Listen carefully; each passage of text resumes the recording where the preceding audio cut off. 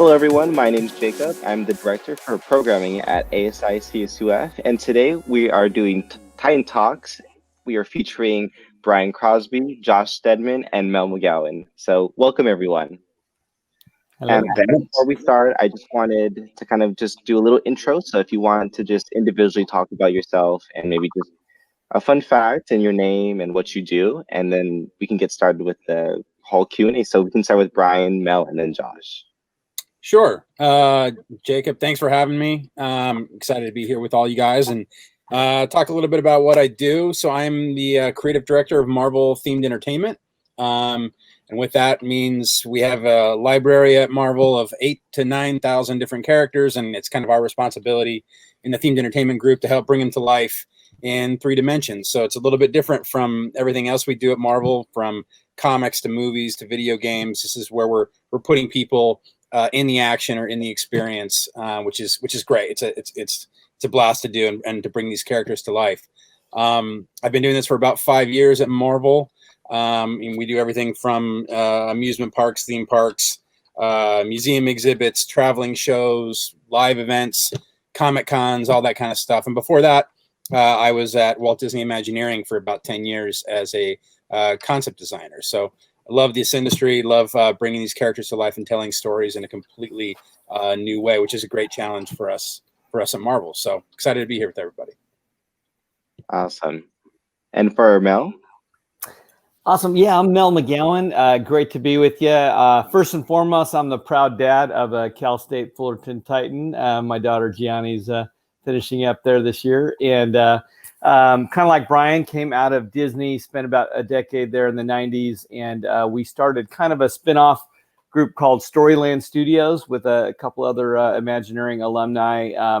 We do what we call, Disney calls Imagineering, we call it 3-dimensional storytelling. That kind of goes from the ether to the environment. It involves my background with film, kind of doing digital storytelling. We've got guys that do strategic storytelling with branding, identity work. And then we've got a team, the overall team is about 100 people that does spatial storytelling. So everything from master planning, architecture, set design, and actually building rocket ships and Hogwarts Express for folks like Brian and Universal Studios or whoever. So it's pretty fun sandbox. Awesome. And for Josh? Well, much like those two guys there, my background's in theme parks and theater. I got my master's degree through the California State University, or actually UCI and UC Davis. Sorry, almost the same thing. In theater. So 20 years or so of set design experience. And then I too was picked up by Disney, was an Imagineer and worked on Shanghai Disneyland. And then post that, worked with Brian Crosby there with Marvel. And then I've done stuff with Cartoon Network. And now I work with Mel. Mel's actually my boss. So theme park design, museum design, a little bit of everything that's fun and exciting, and entertainment design, film and television as well. Awesome. So it sounds like y'all are doing a lot and pretty well rounded in like what you do.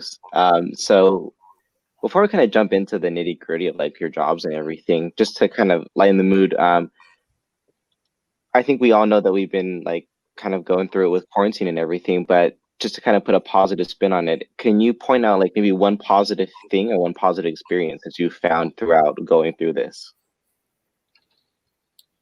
And we can do the same order. I think my commute's a lot better. I live in Orange County. I'm actually an alum of Cal State Fullerton, so I graduated there in 2007.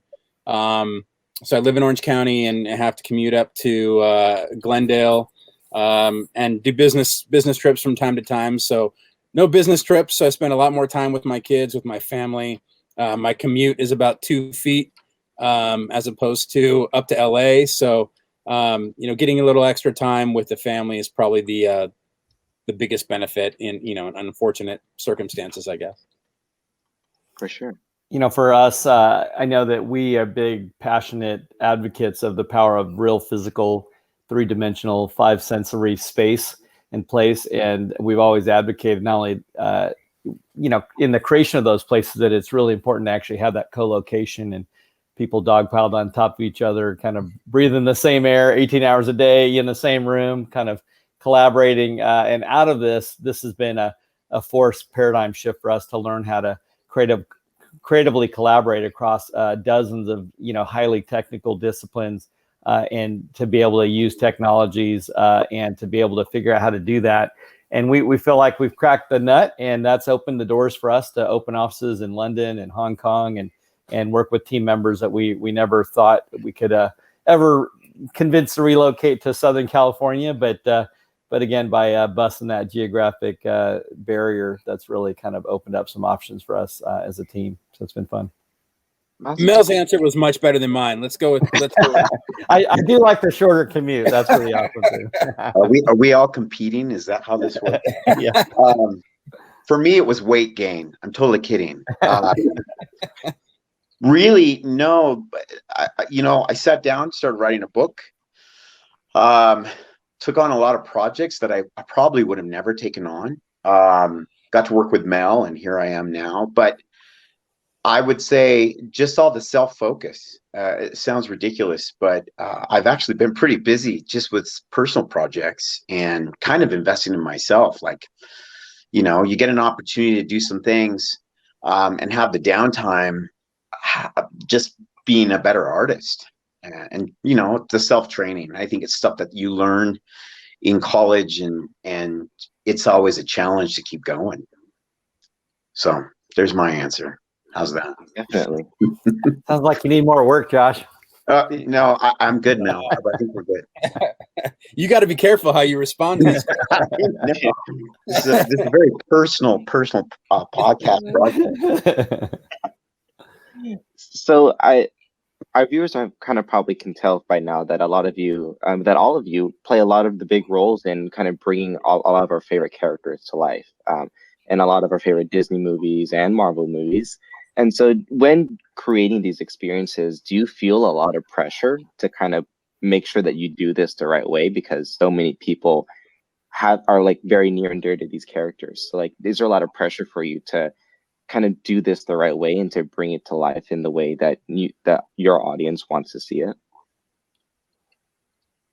Well, for me, I don't know that I feel so much pressure, because I feel like I know what I'm doing, and I know these characters, and I know these worlds. I think it's important to not only be a creator but also be a consumer of the product and understand the way people experience parks, experience museums, or experience our characters and what they love, what they're passionate about.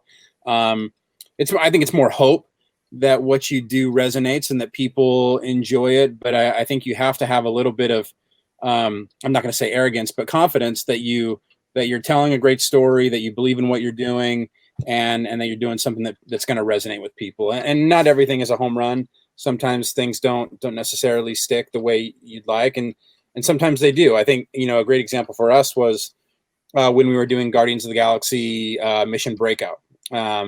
We definitely felt a little bit of pressure on that one, only because there was such a fan outcry or response to the idea of changing Tower of Terror, which was a beloved attraction from the very beginning.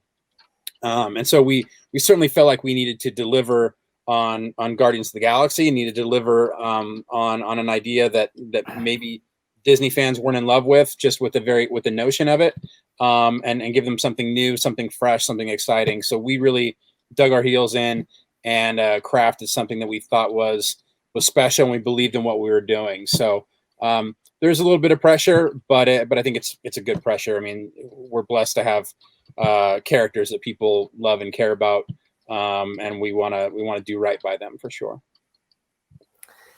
It's unique because we get to work with brands and characters and stories that we are already in love with, like Marvel, like Star Wars, like Harry Potter, whatever. But then I think part of the trick on that is balancing our team with people that are kind of basically card-carrying cult member fans for life, with people that can still be fresh and new and they're not already initiated, and which is actually the case in a lot of our non-IP based projects that might be about falling in love with a particular place or setting that we hadn't been exposed to. So to me, like the first step of the process of not being or not feeling the pressure, is just falling in love with the project, the content, the story, and that there is actually a process, I think, of actually discovering kind of the special sauce of whatever or wherever we're working, and once you kind of catch that contagion, spreading it to the rest of the team, and I think once you're able to just kind of fall in love with the big idea in the project, it definitely takes the pressure off, because then you're just doing something that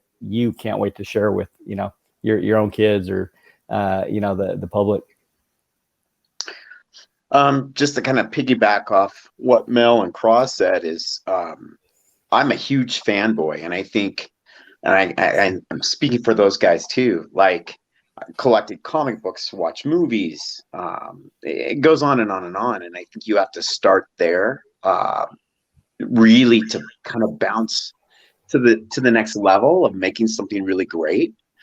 I can tell you right now, I would have never designed theme parks if it wasn't for the fact that I was exposed to Disneyland as a kid, and movies and television. And I would say that's across the board. I've had the unique opportunity to design for TV. It starts by watching television. You can't design it unless you understand your source material. So to the point of theme parks and comic books and film and all those things, it starts with loving it and having the passion to do it, and then making it great and making it better and being challenged to do something truly unique. And I think that's the creative process. It's that segue. It's the ball rolling, inspiring others and being inspired yourself. Jacob, I should point out that when he calls me Cross, that my last name is Crosby. Josh and I have been friends for about 25 years, so we're very familiar with each other. So just so you and your and just so you know, on his social media, it's all Cross. So if I call him Cross, that's because that's what he calls himself. It's branding, baby. Branding. It's out of love. Alrighty. So now that we've kind of talked about, basically, we've talked around your jobs, but maybe if we could talk maybe a little bit more specifically about them. I mean, it's hard to talk about day-to-day stuff in terms of entertainment in the entertainment industry. There's no particular same day-to-day for everyone.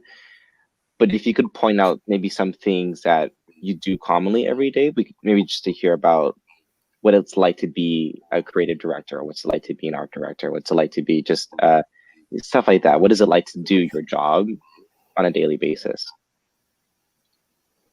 Sure. I think you're right. I mean, you hit the nail on the head that every day is a little bit different, which is great. I mean, that's what keeps me interested in doing this. It's changed. My career started off as being a concept designer, so it really was drawing every day. And the project certainly changed from project to project. The characters changed, the stories changed, but it really was drawing every day, which I love doing.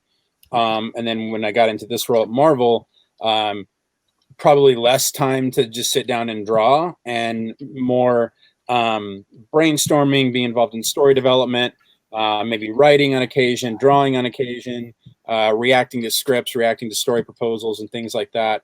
So I'm much more kind of in the weeds of all the elements of the project than maybe I was before when I was at Disney, which is great. I mean, every role has its own challenges and things that make it interesting. I think more than anything, I would say to your fellow students is, discover what it is that you love doing, because you will get used to working on some of these characters, like the novelty of, wow, it's Spider-Man.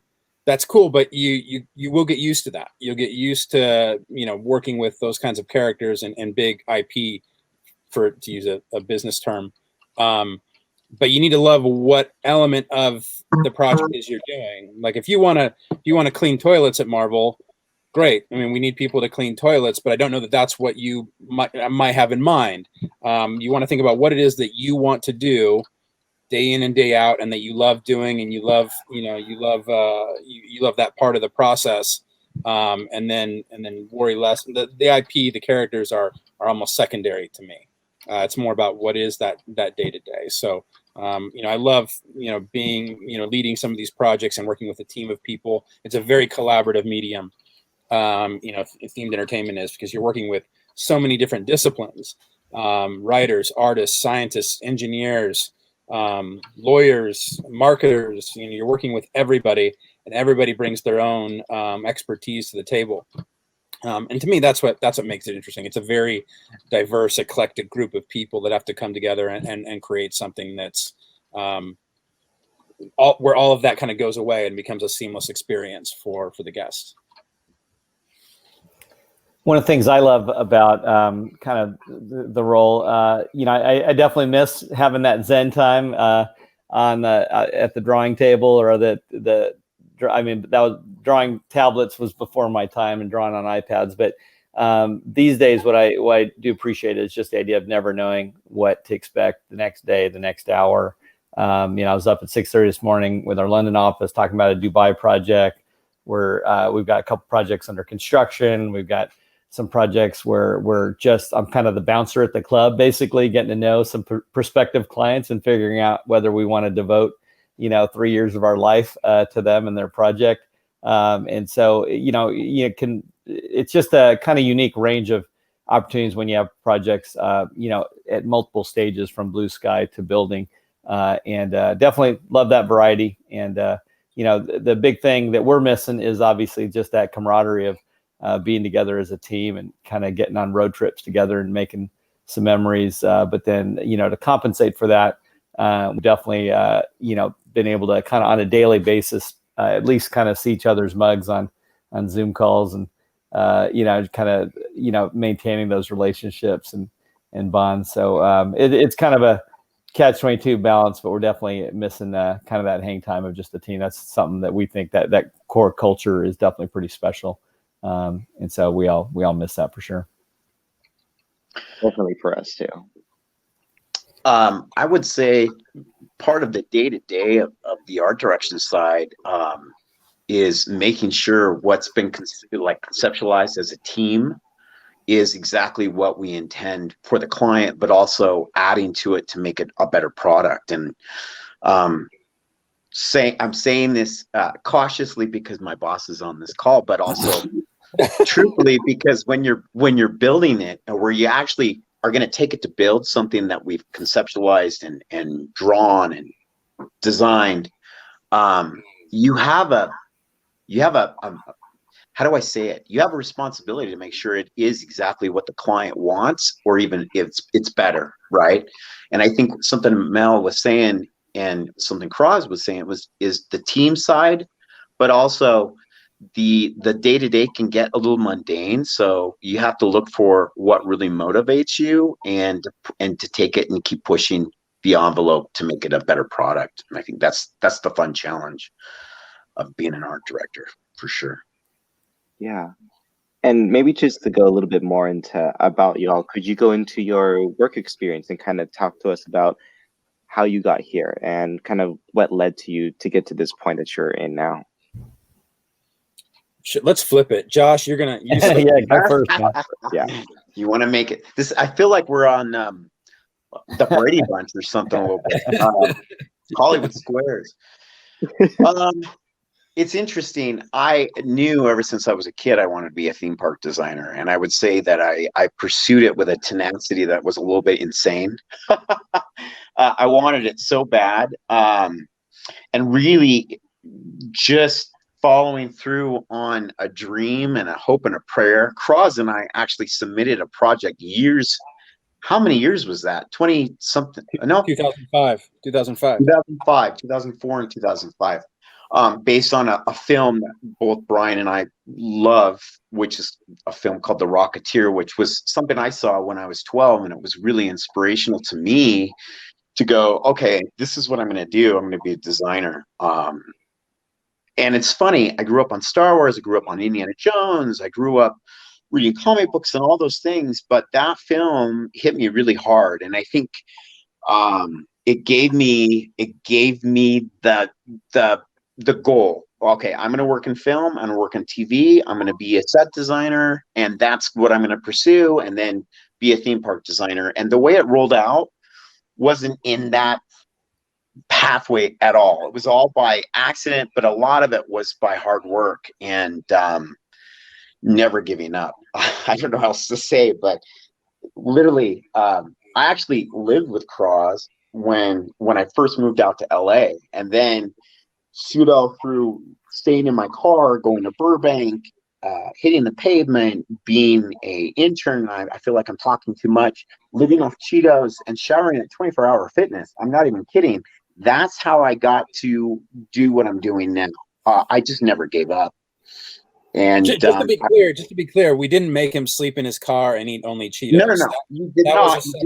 That was my choice. I was in Burbank trying to make the Burbank thing happen. I was even kicked off the Metrolink because I couldn't afford a ticket trying to get up to Burbank for my internship. But it's about never giving up. At least that's my story, and just keep at it. Awesome. That's awesome. Kind of related. I mean, just that passion. My dad worked at Disney. Some of my earliest memories, I think, coalesce around this is gonna date myself, around the year 1982, because I think three things happened. One, Ridley Scott did Blade Runner, and that kind of film blew my mind. And now that I understand that background of filmmaking, production design, and kind of dystopian kind of prediction. Anyways, Blade Runner. Epcot opened up, so you have this kind of positive and negative view of the future, kind of open around the same time. And then thirdly, I did my first trip to Disneyland that I can recall. I grew up in Europe and Germany, actually, and finally got to check it out. And so, I mean, the culmination of those three things had me as a 12-year-old designing my first theme park and my first future city, and sending letters to Disney and Imagineering, telling them all the things they needed to do to kind of fix the place up, and kind of offered up my free consulting, and then I got the very kind cease and desist letter and recommendation to kind of stay in school, kid. But like I said, really kind of that early on passion. Actually, I forgot until this call, Josh, that we both went to UCI for a bit, but did my film degree, University of California, and then just started in at Disney. Not quite, actually kind of cleaning toilets. We did a lot of cross training, and learning how to clean toilets was one of them. So literally started in ground floor at Disney, worked my way in and up. They ended up paying for my grad degree, and got to work for them for about 10 years. Worked for another company, and then we were able to start Storyland around 2001, actually right after 9/11. So it's been a crazy almost 20-year e-ticket roller coaster ride on that end. So it's fun. Yeah, I think I grew up around the same time, and had a lot of the same influences: Back to the Future, Star Wars. I think the first film, like Josh mentioned, The Rocketeer, first one that really stood out to me was Batman from 1989, Tim Burton's Batman, and that was where I really felt like it was something different. It was something for my generation. And took a character that I loved from animation and thought about him in a completely different way. Wanted me to really get into entertainment. I loved comic books. I always would go to Disneyland. My family would take us to Disneyland once a year. And I had this book. I still have it. I don't have it with me right now because my mom borrowed it, but it was a Pirates of the Caribbean book. And you open up the front cover. It had a lot of details about pirates and the ride and the art and all that, which I loved. But my favorite part was inside the front cover was a map. And I believe it was drawn by Mark Davis. I'm not 100% sure on that. But the map you could follow, you could take your finger and kind of follow the things you were going to see in Pirates of the Caribbean. And I would just immerse myself in that book the night before we'd go to Disneyland. And I loved being at the parks. I never really thought of designing parks as a job. I didn't really know that it was a thing that you could do. It just never occurred to me until I saw a special on Disney Channel that was called Imagineer That, and it showed scuba divers going down into the submarine voyage and kind of working on the mermaids and the fish and the buried treasure and all that, and they called them Imagineers. And that was the first time that it dawned on me that there were people that got to do that kind of stuff. And so I kind of lost sight of that dream, and I was really pursuing working in comics. That was really my first love, was being a comic book artist. Got my first job in comics by going down to San Diego Comic-Con with my portfolio and showing it to everybody and getting a lot of rejections and some positive feedback, some negative feedback, and finally landed my first job in 1999. It was a small independent company called David World Press, and I was drawing a comic book called Barbie Spawn, which, for those of you that know the character Barbie and know Spawn, like Todd McFarlane's Spawn, it was exactly what you'd think. It was like a female Barbie doll version of Spawn that I drew about 3 issues of before the company went under. But I got my exposure into working in comic books and got my professional tag so that I could get into Comic-Con for free, which with that in and of itself was great. And kept pursuing comics, went back to art school. Like I said, studied at Cal State Fullerton. But as Josh mentioned in our project with the Imaginations competition, which is a competition that Imagineering does every year to find new diverse talent all over the world. And we entered that in 2005 and with our project based on The Rocketeer. And, you know, they liked our work, they liked our project, and we all got interviews. And through that, I got an internship at Imagineering, you know, not doing anything super glamorous, but it was great. I was working in the art library and cataloging artwork and getting to meet a lot of the artists because digital art was very new at that time. So most of the artists were working traditionally, so they'd have to physically bring in their art into the art library to have it cataloged, which was perfect for me because I always had my portfolio at the ready and got to meet and talk to them and show them my work and get feedback. And I was able to turn that internship into a full-time job at Imagineering. But even then, it was an entry-level position. I was putting together presentations and cutting boards and doing a lot of, you know, the not so glamorous stuff that you hear about in panels like this and in other you know, kind of big events.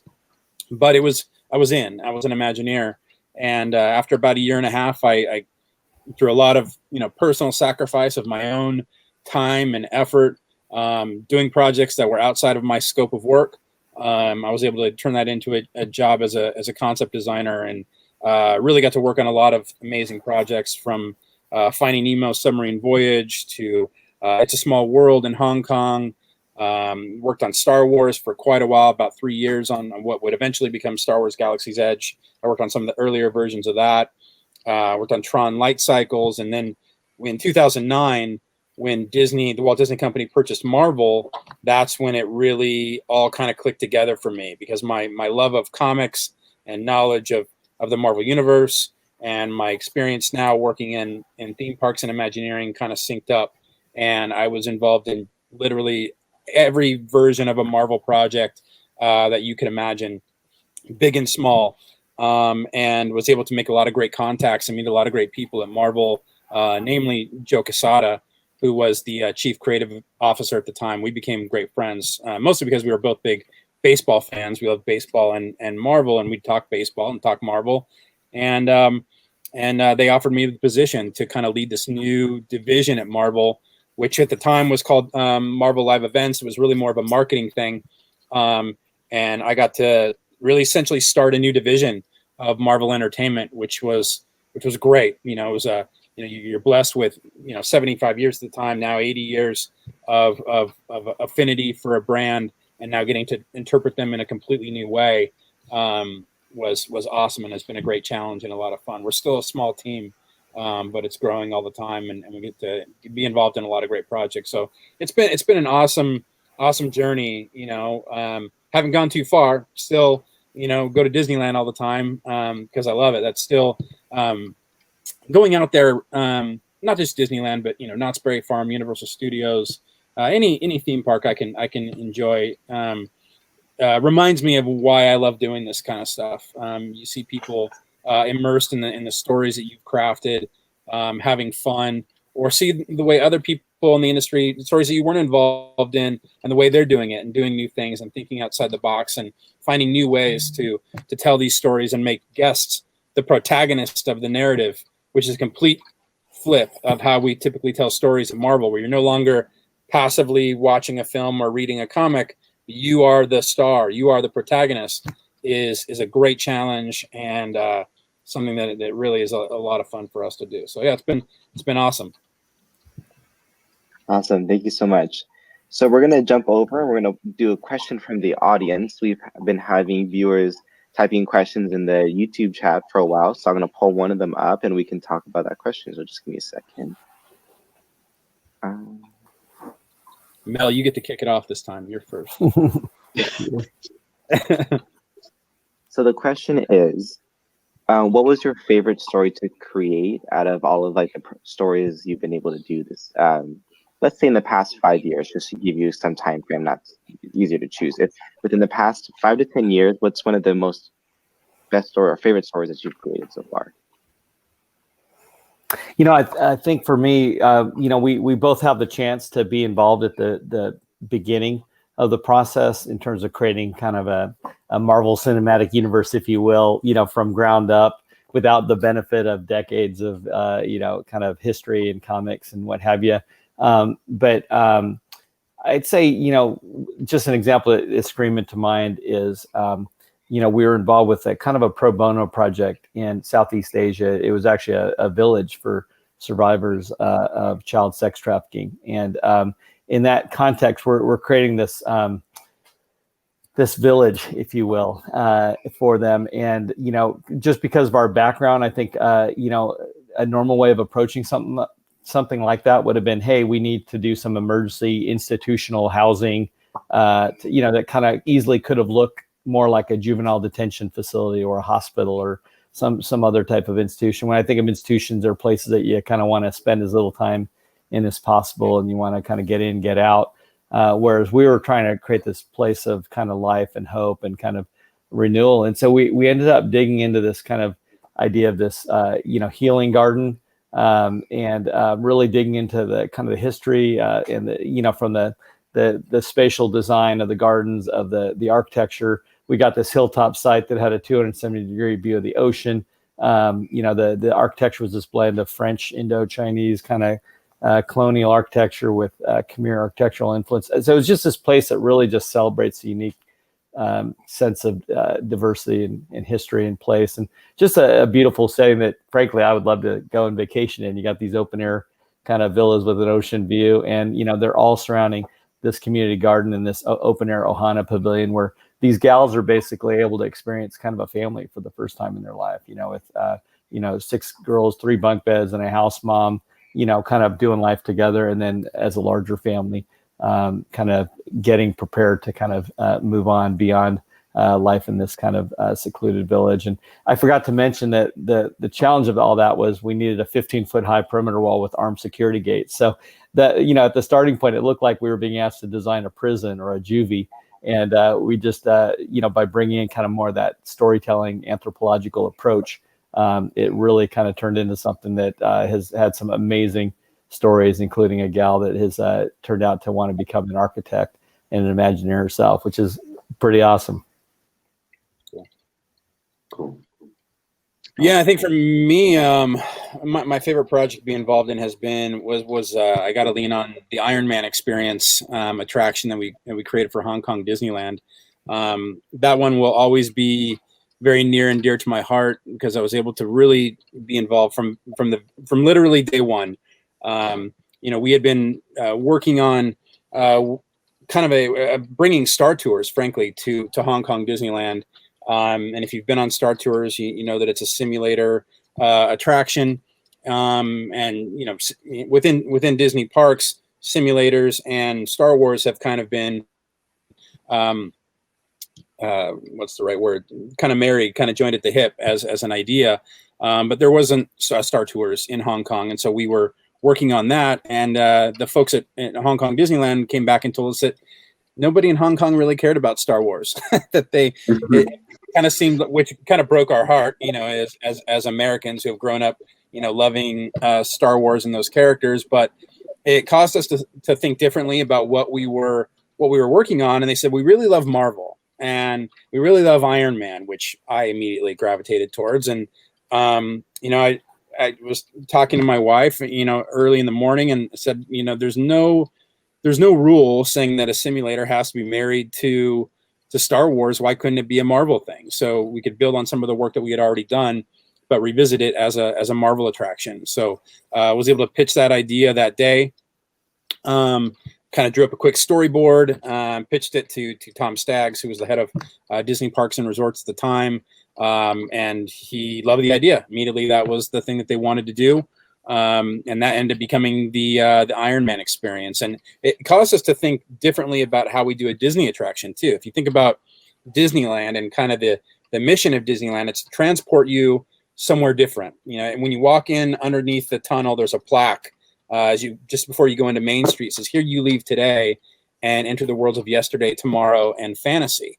And Marvel and Marvel characters are really not that. Marvel, they're not necessarily yesterday. They're not necessarily tomorrow. They're not necessarily fantasy. They are here and now. Many of them live in New York. You know, Peter Parker goes to Midtown High School, lives in Queens, and he could go to a Mets game, and he could actually visit Disneyland. In fact, he has in comics a couple times, and so we had to think differently about what it means to be a Marvel experience within a Disney park. And so we decided early on that it was going to be about Tony Stark fully acknowledging that this thing was in Tomorrowland, was in Hong Kong Disneyland, and that there was a history that goes back to Walt and Howard Stark, and it caused us to really think differently about how we would tell that story. And so as you go into that experience, you know, we worked all the way through, you know, what it means to be Iron Man, how you divvy that up, what that means, and what the work Howard was doing, going back to Captain America and Project Rebirth and World War II, and then what it means for Stark Industries to share those ideas of energy and mobility and protection with the future, you know, with people today. And that ends up becoming this new experience where you board this Iron Wing vehicle, fly out over Disneyland, fly out over the bay into downtown Hong Kong, and you end up, of course, getting caught up in a Marvel battle with the forces of Hydra. So, and actually, so I started that project at Imagineering, pitching it on day one, worked with an amazing team of Imagineers and folks at Marvel, and then about halfway through, I transitioned roles into the role I'm in now at Marvel, and so got to then work on the back half of that attraction as a creative director at Marvel, overseeing all the marketing and all the commercials, and going out to Hong Kong and being there on opening day. We had the Ironettes dancing on the stage and the whole thing, and it was an awesome thing to really be involved from day one to opening.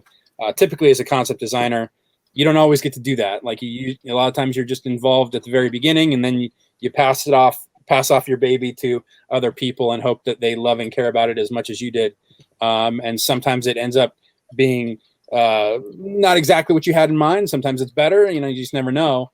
But being able to be involved with that from beginning to end, and then see people enjoy it now has been super rewarding. So yeah, that's one I'll always treasure. Sounds even better than the Rocketeer ride. Almost. The Rocketeer ride was pretty cool. It needs to happen. I want to do it. It needs to happen. I would say mine, very similar to both Mel and Cros's stories. I got a call in 2011, the end of 2011, to interview with Walt Disney Imagineering, and I met with Bruce Vaughn at the time, who was the chief creative officer or executive over there, and through a series of interviews, was brought in by a woman named Doris Woodward and the production manager Michelle Malakoff to actually work on the castle for Shanghai Disneyland.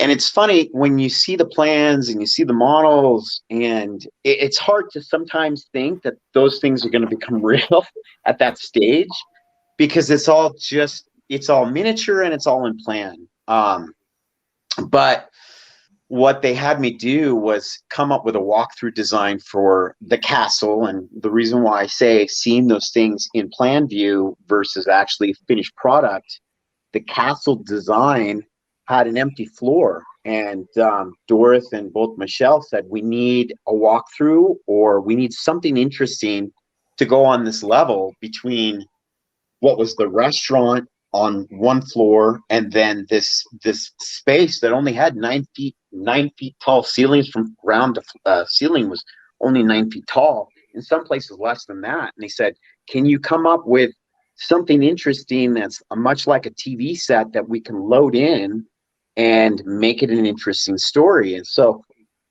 I went home, kind of like Crosby's story, and I was like, what are we going to do? How are we going to make this interesting? How are we going to do this in a time frame that was impossible? And they gave me 6 weeks to come up with something interesting. So the next day, I went back in this conference meeting with both Doris and Michelle, and then our writer, Pam Fisher, and we kind of came up with princess stories, but the one that stuck was doing something for Snow White. And so, long story very short, I came up with this idea of a magic mirror that you would step through it, and you'd enter Snow White's world. We needed a segue, kind of like Alice through the Looking Glass, to make it interesting. And it was all old theater techniques, and it was studying Yale Gracie and all these guys that built Haunted Mansion and different stuff to come up with something interesting within a time frame that was doable, and then to get it approved by the executives and by Bob Iger. And in record-breaking time, we did it within 6 weeks. We designed it. I storyboarded several versions. And then we pitched it to Bob, and he bought off on it. He said, okay, this is going in the castle. And it was that fast. That's very unusual. At a place like Imagineering, to have a project approved, greenlit, and then the budget approved. So it was surreal.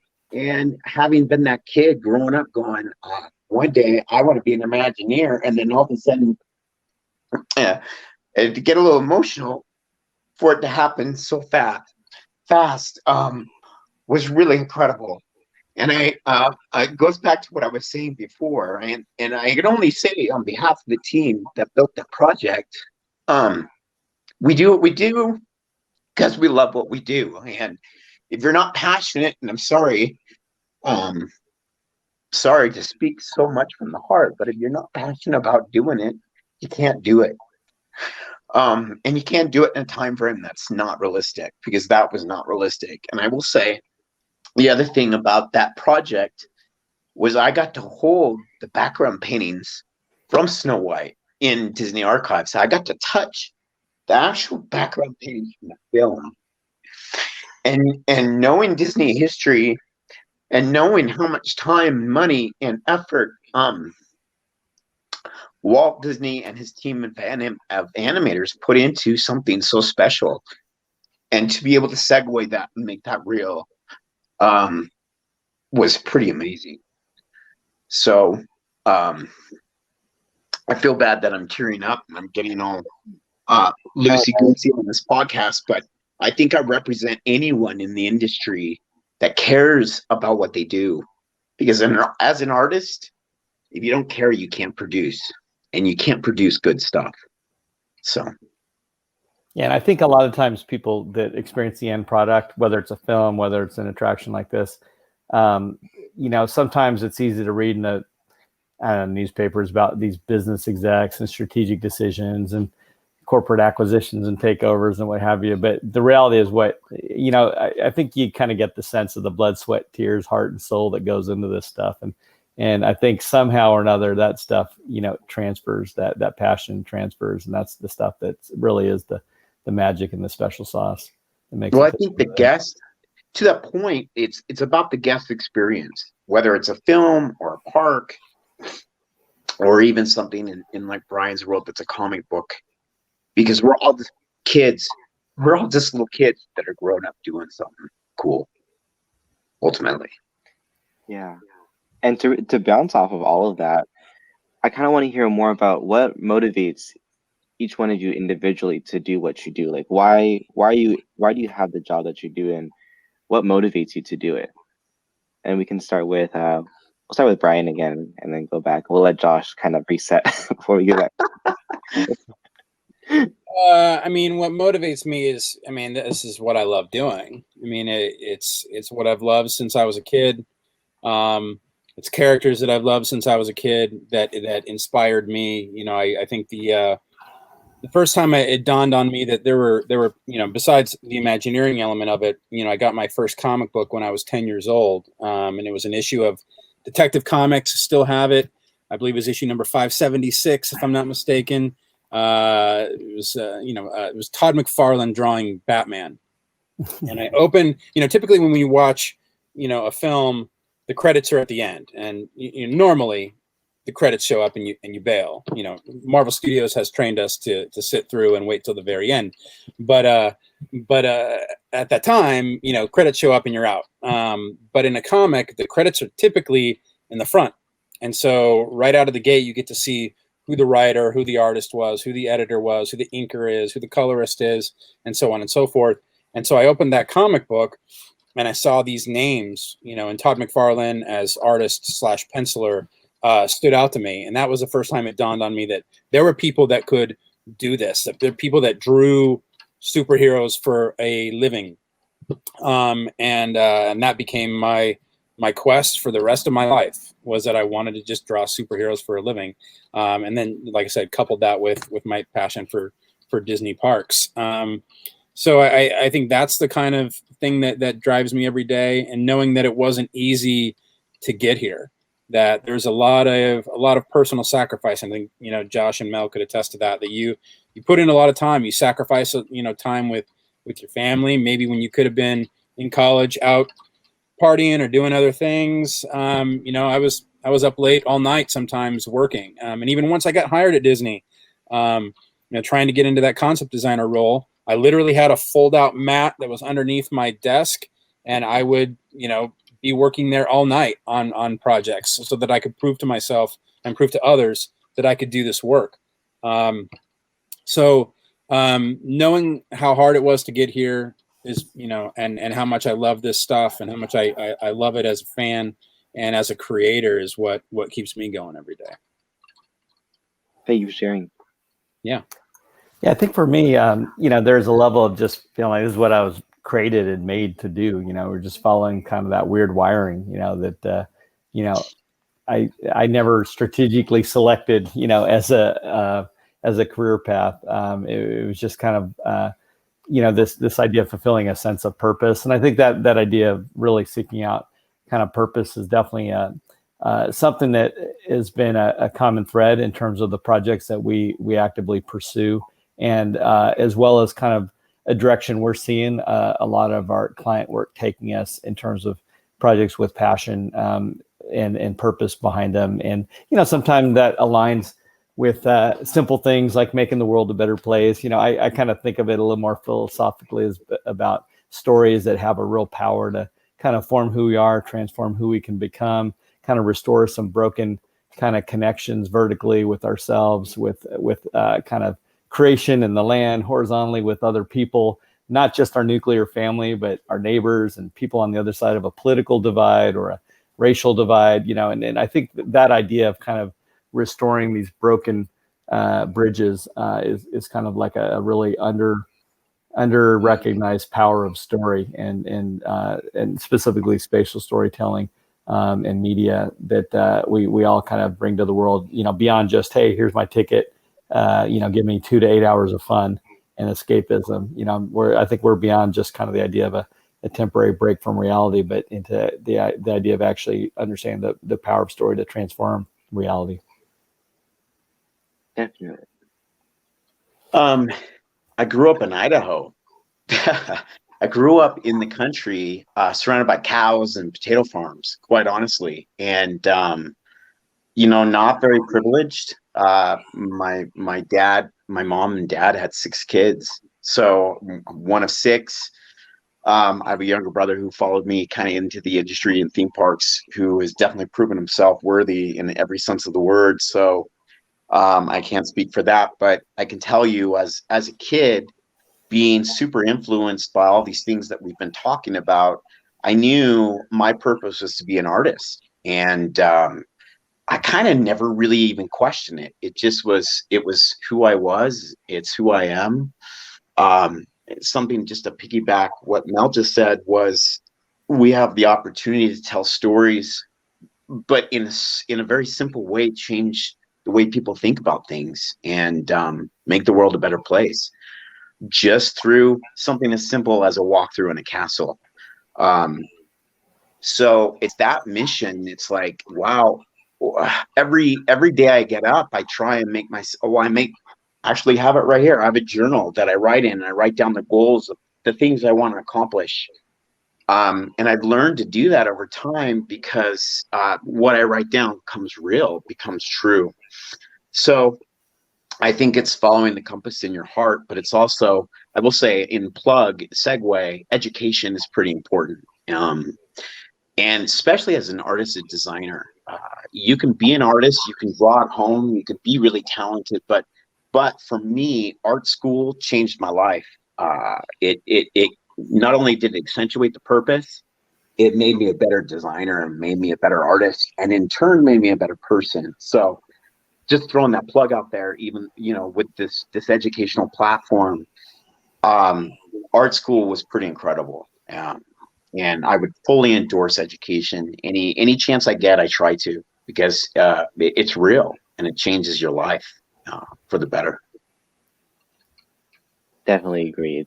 It's just right. I'm only in my third year of college, and just the amount of growth that I've gone through just in the 3 years of just college is amazing. Like, I started off as a bio major. I was on the pre-med track, and now I'm going into entertainment, and I'm going like into the production side of the field. I've completely flip-flopped and really found what I love doing just because of my education. So I totally agree with you that it's pivotal. It's awesome. So another question we have from the audience, and we've gotten a couple people asking this, is how do you think internships look now and into the future? And we can kind of concern this to just your field of entertainment and art design. How are internships looking now, and maybe how do they look in the future with COVID being still kind of the mitigating factor between person and in person? Do you want me to start? We'll reverse and go that way. I interned 4 times and I PA'd twice. So that's a lot of internships and it's a lot of PAing. When you PA in television, honestly, this is a crazy story. I worked with Chadwick Boseman on Lincoln Heights. When I was an intern, I was a PA actually, and I ate lunch with that guy. And using that story as kind of the base to answer this question, I would have been having that opportunity to meet someone like that, who then later on, it's so funny that all of us are on this call, but who became Black Panther for Marvel Studios. The opportunity you get interning and what you can learn by just listening and being around people of this amazing stature that are either actors, designers, producers, directors. It's hard work. So how do I think it will change, to answer that part of the question? I hope first of all, I hope there are a lot that the internships don't stop with the coronavirus and all of that, and the change in temperature as far as the industry, because it affected me so positively. But I would also say, to answer the other part of that question, internships are pretty vital to learning how to progress in your chosen discipline. Hopefully I'm making sense at all by answering that the way I did. But anyway. Yeah, I mean, I would say, obviously the traditional live in-person internships or internship opportunities, which we've always supported, believed in, always thought we've turned, almost well over a dozen interns into full-time salaried team members. So, I mean, I think it's been a great funnel for us historically. But if I could expand the question to talk beyond just internships to, anything from apprenticeships to taking advantage of just informational interviews during Zoom calls to doing personal projects that, strategically sync up or benefit potential employers. I think there's just an overall theme to me that I try to press onto students in the idea of just stewarding your time well, beyond just, doing well in the core curriculum in class and homework. The idea, particularly of summers, almost using every summer as this kind of window of opportunity that you'll never get back, to really kind of complement your core education, and really thinking of that in terms of not just enhancing skill sets, but really relational networks. And there's just so many kind of paid, unpaid, volunteer service opportunities. And again, if someone's not, your dream employer isn't offering an internship, create your own project that really, with discipline and focus and strategic advisors. What I've found in this era, I'm going from this to a podcast that I co-host. Man, the opportunity to get these rock stars like Brian, on a Zoom call that normally would never return my call is huge in this era because, we're not doing these 2.5-hour commutes for one.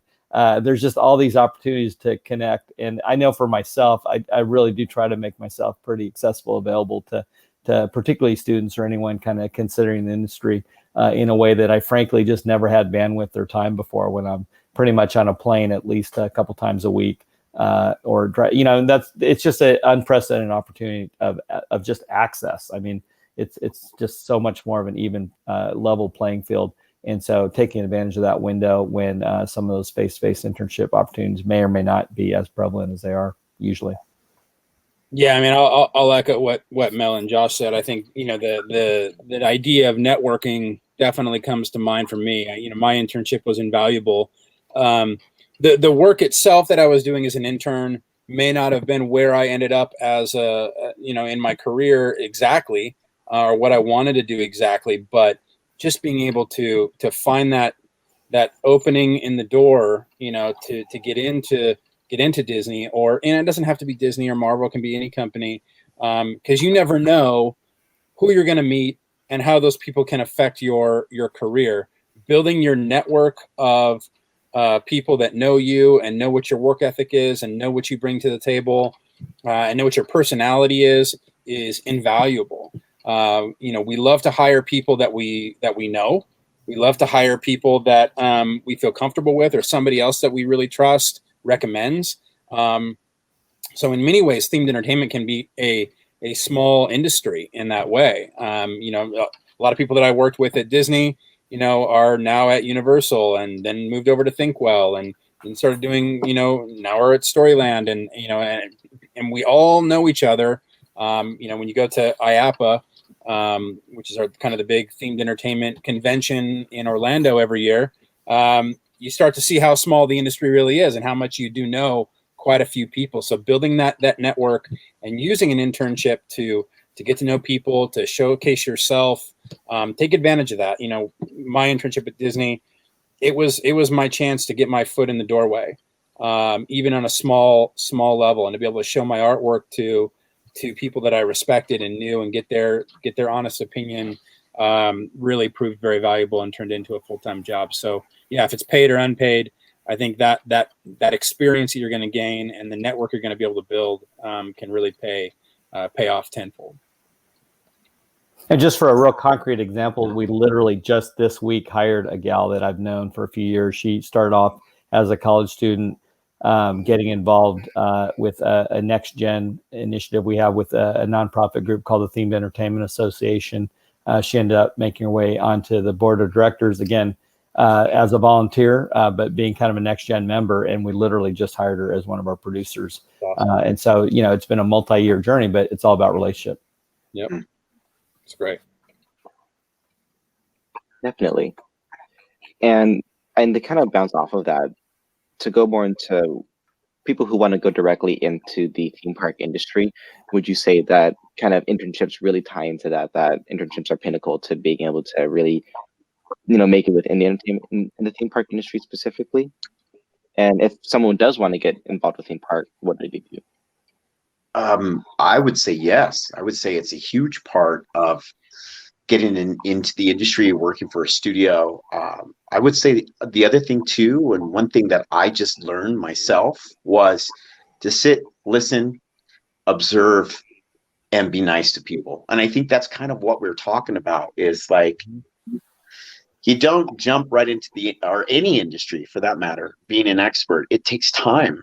I'm still learning. Every day I learn something new about what I'm doing. So the learning never stops. But then it's also like what Brian and Mel both said. It's working with people. It's keeping your relationships good and positive and healthy and being kind to people. But but then also having that level of being willing to learn yourself and to go, wow, okay, I didn't know that thing that person was talking about. That's really cool. But then to acknowledge it, like that's a big part.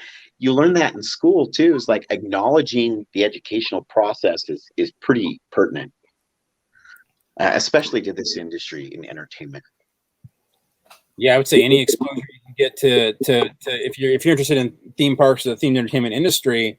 I mean, even, one of my biggest regrets is, living 20 minutes from Disneyland is that I never actually worked at Disneyland. I wish I had.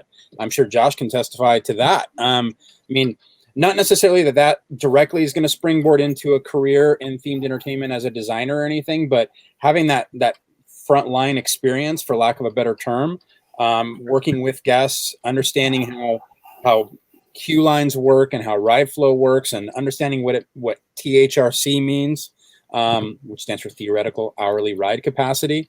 Good job. Thank you. Buzzword. It's a buzzword. I know it's a word. But I mean, learning that stuff, and learning what makes people tick and how the industry works, how parks work, how people react to the things in the park beyond just being a consumer, but those people who are interacting with people on a day-to-day. If you can't get an internship, I'd say try and work at a park. Try and get some experience there and get to know this industry a little bit and understand what it's all about. Yeah, I would just build on that, because I think there's a common misperception that to be involved with something like the themed entertainment industry, at least on the design development side, that you have to draw really well. And I'll raise my voice or hand for the guy that I always emulated Walt Disney, who was really kind of a so-so, artist, but really recognized early on that there were guys that could draw way, way faster and way better. And he was wise enough to circle himself with, one of the things we always advocated at Disney Imagineering was the fact that there was 140 different disciplines represented. Yeah. I remember an intern that I worked with that was an industrial engineering intern, who I think Chris Tyler, she's risen up to be the VP of Disneyland. And so, I mean, it really is, there's so many different, we talked about in our team needing left, right brain, artists, architects, artisans, accountants. And so there's just so many different segues and ways in to the industry. And you some of the guys that get to really ultimate veto or green light some of the big picture decisions, they may be an MBA or finance guy. There's times I wish I had their degree instead of my degree. I think I chose the right path on the design route, but since we've had MBAs work for us, but like I said, just to share that it is a fun, motley crew, diverse industry that definitely helps if you're the quickest pencil or quickest draw in the West, but that doesn't necessarily preclude you from joining these teams. Awesome. And just to kind of slowly start to wrap things up, just for a little fun question, could you talk about maybe your favorite theme park ride and or theme park as a consumer, but not as a creative? And maybe actually take it back. As a creative and a consumer, what's your favorite theme park ride? I'm going to start with this one, if that's okay. I actually, to what Cross was saying, I worked on the Tower of Terror as a bellhop in, what year was that? 1998.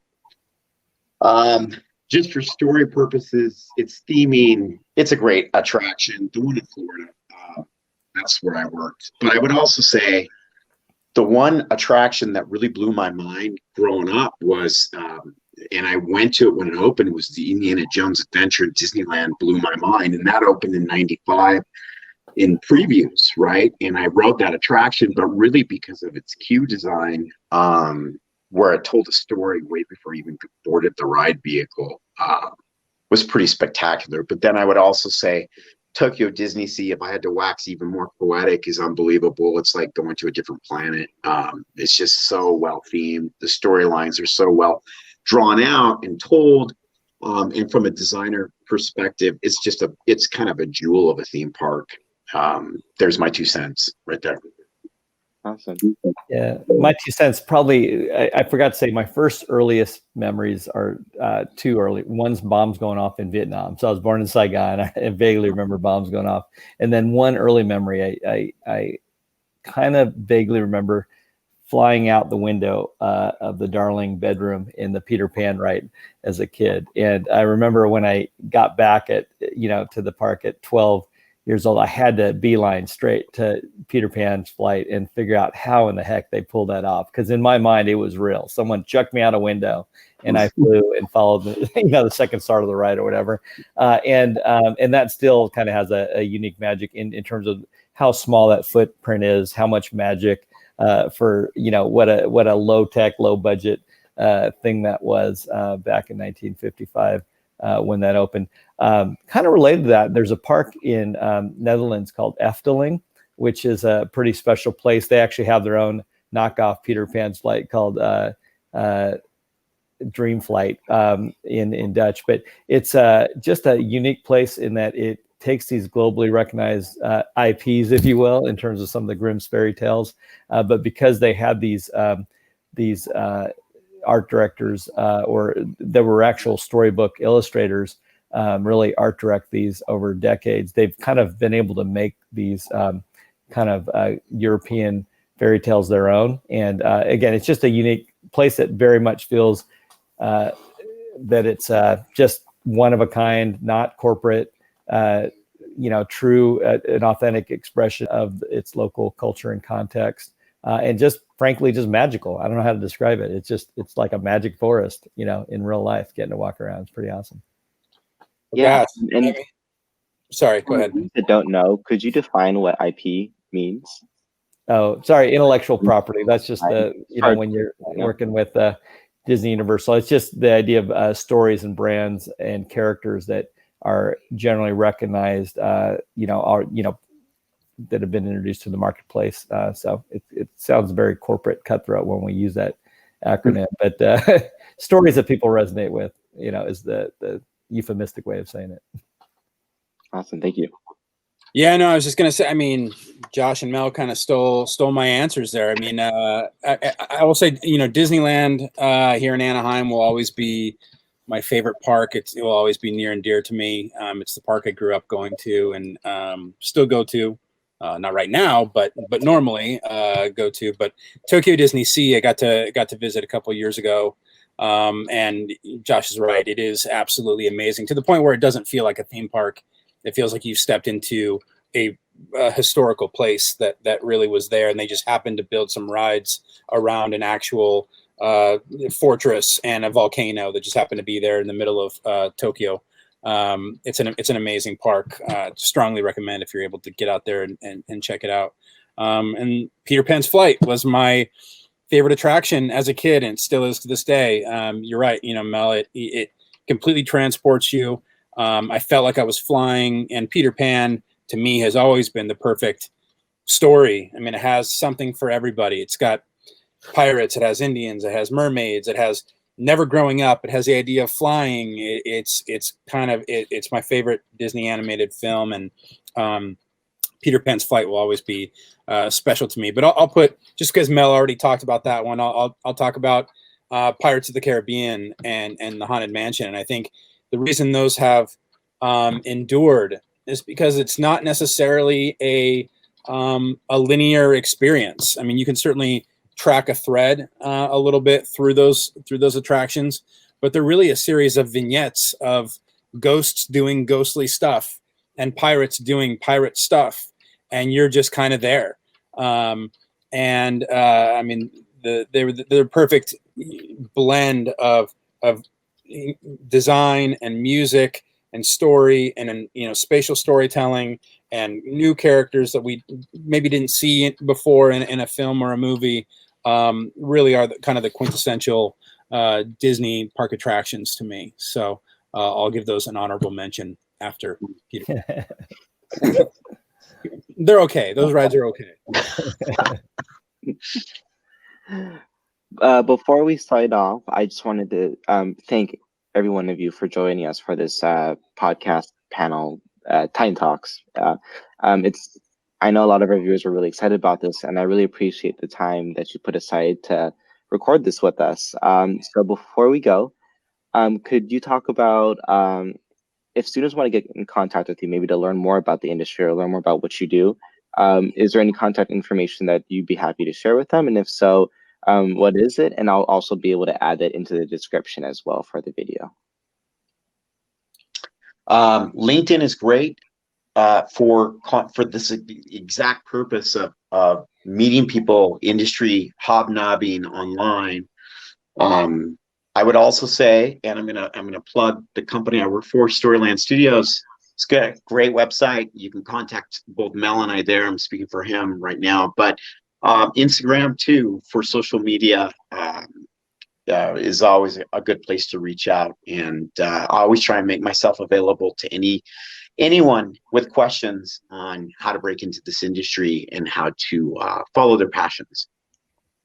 Awesome. Yeah, on my end, we definitely pretty involved with Instagram at Visioneer is my handle. Mel at Storyland Studios is probably the most common way of getting on my calendar in terms of just actually emailing me and actually scheduling time. But we've actually invested quite a bit of time in another kind of nonprofit thought leadership type platform called themedattraction.com to just be kind of a place, particularly a portal for students and fans to kind of get to know a little bit more.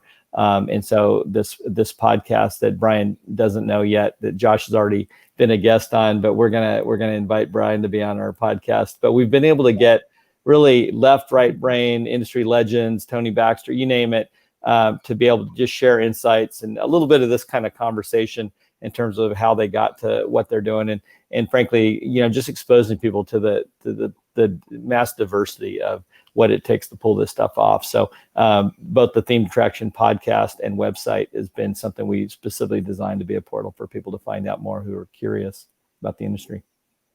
Thank you. Well, I'll definitely subscribe to the Themed Attraction podcast. That sounds awesome. Would love to be on it. Thanks for thinking of me. Awesome. Same. LinkedIn is a great way to reach me. My Instagram handle is @WizardofCroz with a Z 23. And I post a lot of my artwork up there, but I'm happy to respond to people as well. I think those are kind of the best ways to get a hold of me. What was the second part of the question? I think that was it. Okay, there you go. This is how. Yeah. Alrighty. Well, thank you so much, everyone, for joining with us. Again, this has been Brian Crosby, Mel McGowan, and Josh Steadman. And I'm Jacob Fry from ASI CSUF. And thank you so much for joining with us for Titan Talks. Thanks for having us. Having us. Bye. Bye, everybody.